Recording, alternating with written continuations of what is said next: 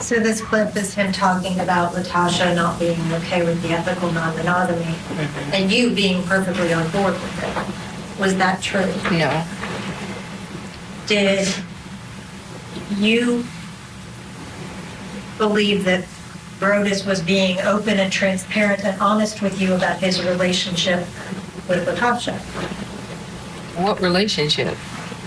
He wasn't being open with you about his relationship with Latasha, right? That there was a relationship at all. Right. He was not transparent about that.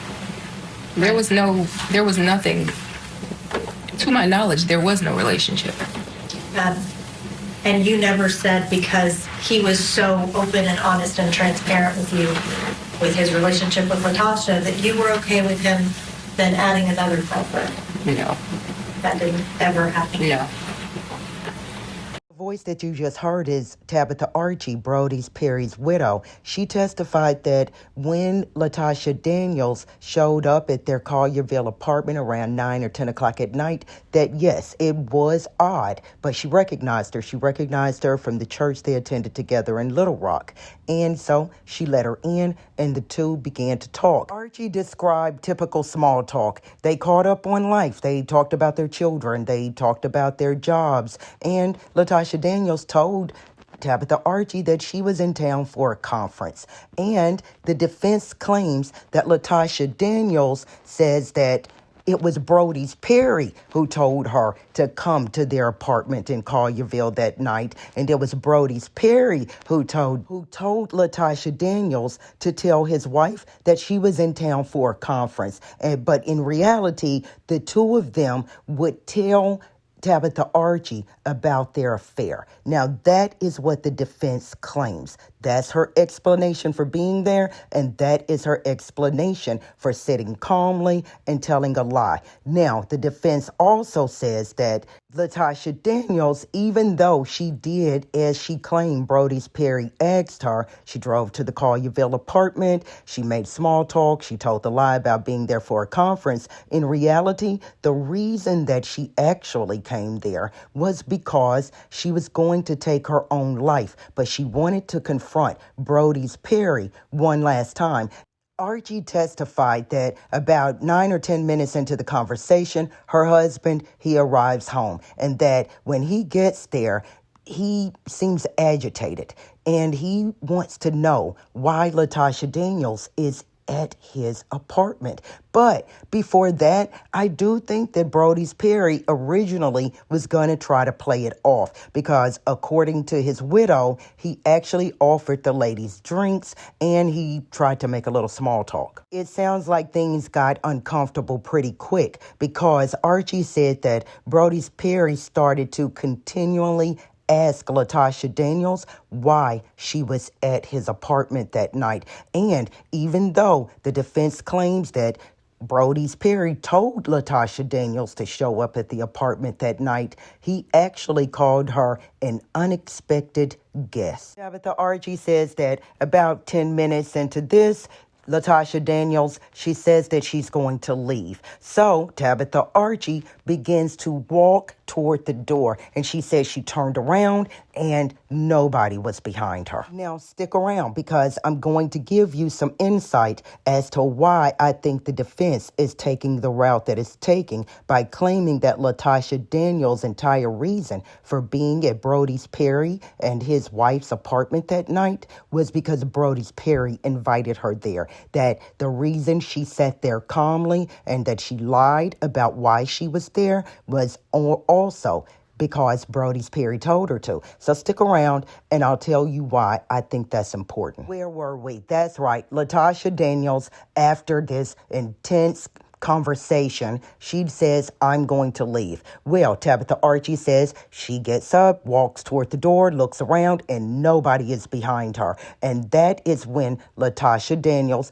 pulled that 9mm out, started shooting at Brody Perry, screaming over and over again, "You broke my heart, you broke my heart, you broke my heart." Now, Had it been me, I probably would have either frozen in fear if I was Tabitha Archie, or I would have just started running out of the door that I had just walked to. But no, what this woman did, she went and tried to cover her husband's body. And Latoshia Daniel tells her something to the extent of move or get out of the way. And she shot Tabitha Archie in the shoulder. That's also important. So why would Latoshia Daniels claim that Brody's Perry told her to come to his apartment in Collierville that night? Well, one explanation could be she's telling the truth. Another explanation could be that this all happened in April 2019, and Latoshia Daniels has had a lot of time to think. You see, if the jury believes that Brody's Perry is the reason that she was at the apartment that night, that takes away almost 3 hours, or 3+ hours if you include the time that it took for her to buy the gun, to negate intent to commit murder. And you cannot convict someone of first-degree murder if there was no intent. Not only that, Latoshia Daniels' defense is claiming that she was so emotional, or basically what they're intimating at is that she couldn't think straight. And if you can't think straight, then you cannot form intent. But if you can tell a lie, sit there calmly and talk to this man's wife, then are you too emotional to be able to think straight? Well, the answer to that is I told the lie that Brody's told me to tell. See, she's saying she really wasn't thinking for herself. That, yes, she was going to confront him, but no. She is basically trying to intimate that she did not have the mental capacity to come up with a clever excuse, an untrue reason to get past that door and into Brody's Perry's apartment. Now, keep in mind, Tabitha Archie could have run out of the door, out of the apartment, right? But she goes back and she covers her husband. Why is it important that Latoshia Daniels told Tabitha Archie, move? She is charged, Latoshia Daniels, with the attempted first-degree murder of Tabitha Archie. If she told Tabitha Archie to move out of the way, to get away from the man that she is shooting, and then she shoots Tabitha Archie where?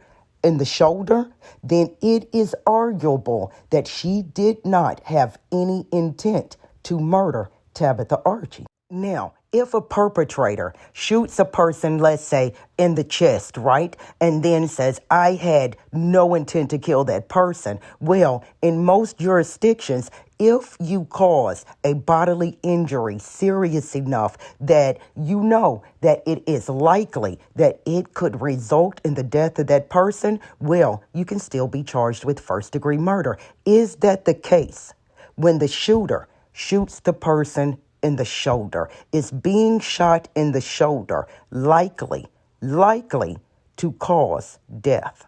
You see, that's why Tabitha Archie was asked how that gunshot wound affected her. Well, not only does it tell the jury what she went through physically, but it also shows that she had that bullet in her shoulder for a couple of months until she had surgery in Jacksonville. And according to Tabitha Archie, she still has pain from that shoulder. Now, could the jury hear that and say, I consider that serious bodily injury? Is it a serious bodily injury that's likely to result in death? I don't know. I'm not a medical doctor. I know that Latoshia Daniels' defense has a really hard job on their hands. And just because you can't hit the ball out of the park doesn't mean that you don't try to hit the ball, even if it ends up just being a little punt or bunt. I don't know baseball all that well, when the batter just barely hits the ball. Why do you all think that Latoshia Daniels drove to Collierville, Tennessee that night? Why do you think that she was at that apartment? Do you think that Brody's Perry advised her to? Tabitha Archie says she had no idea that these two were having an affair. She found that out after her husband was killed. And she said that no, she had not ever agreed to an open marriage. So in the next video, I want to discuss this book, Ethical Slut, that Brody's Perry recommended to Latoshia Daniels. And I want to talk about how convincing Brody's Perry was to both women. And let's also talk about the chat room that he was a part of and that his wife, Tabitha Archie, knew that he was a part of.